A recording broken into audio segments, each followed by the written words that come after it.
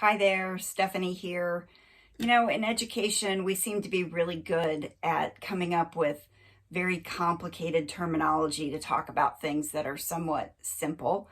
And I don't know if set for variability falls into the simple concept category, but it is a term that maybe is more um, opaque than it needs to be.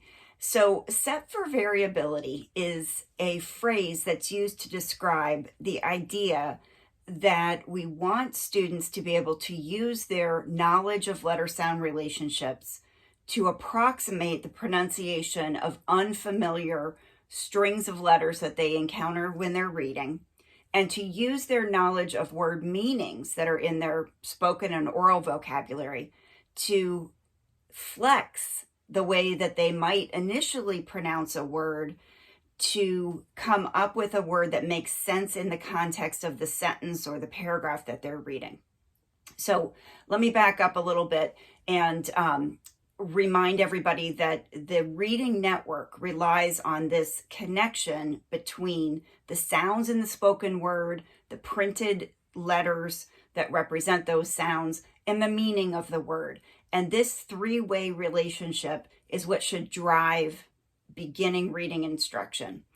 Because what we're trying to do is build this bank or lexicon of sight words in a student's brain. We're building this collection of words that students can look at and recognize instantly, effortlessly on sight at seeing them, and go instantly to the meaning of the word. That's the network that we're trying to develop.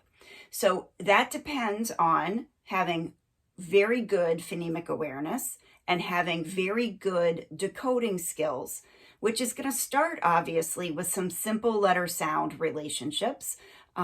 When students are first starting out with their decoding skills, they might just have single letter sound relationships. They might know a little bit about how English orthography works, and they tend at that beginning stage to be fairly rigid in their application of those letter sound relationships.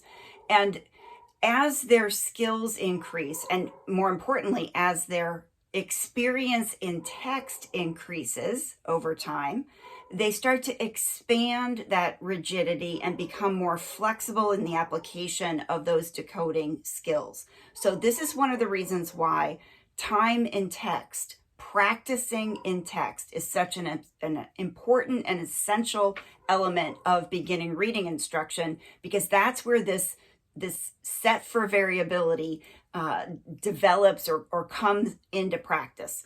So what this is about is students getting to a pronunciation of an unfamiliar string of letters that approximates a word that's in their spoken vocabulary that they know the meaning of. So it might be something like looking at mother and pronouncing it as moth-er, and then hearing that doesn't really sound quite right in this sentence, and being able to flex it variably into mother. Or looking at the letter string WASP and reading it like wasp, and then realizing, oh, they're talking about a wasp. There's a word that I know in my oral language that's similar to that. It must be pronounced wasp. And anybody who's read a Harry Potter book and read it before the movies came out might have experienced this in the pronunciation of one of the characters' names, Hermione. And you all can disclose, if you want to, how in your own mind you were pronouncing that name if it was a name you had never heard before as you were reading. And then that got corrected when you eventually probably saw the movie.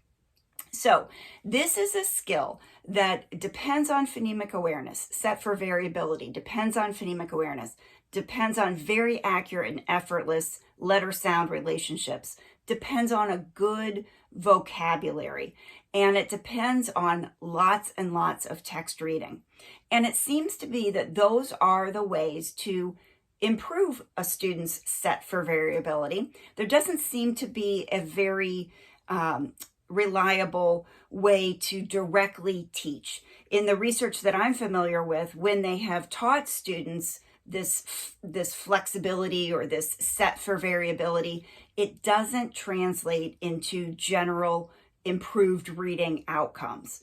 But what does happen is when you increase phonemic awareness, when you increase decoding and you increase vocabulary, you also increase a student's ability to apply this set for variability.